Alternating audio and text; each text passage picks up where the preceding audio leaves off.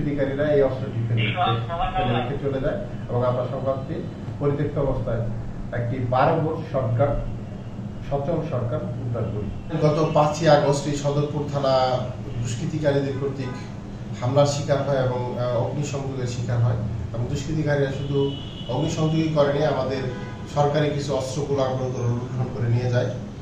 তো আমি গত এপ্রিল মাসে সদরপুর থানায় জয়েন করার পর থেকে ফরিদপুর জেলার পুলিশ সুপার মহোদয়ের নির্দেশক্রমে আমি সেই লুণ্ঠিত অস্ত্রগুলো উদ্ধারের জন্য আমি অভিযান শুরু করি।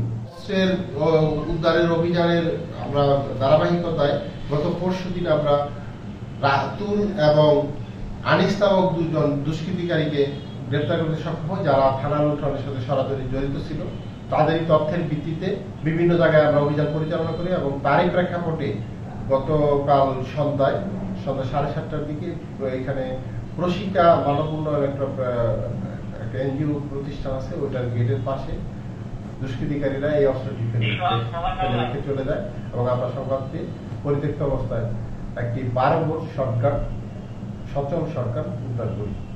এছাড়াও আপনারা জানেন আমাদের আরো কিছু অস্ত্র এখনো পর্যন্ত আমরা উদ্ধার করতে পারিনি।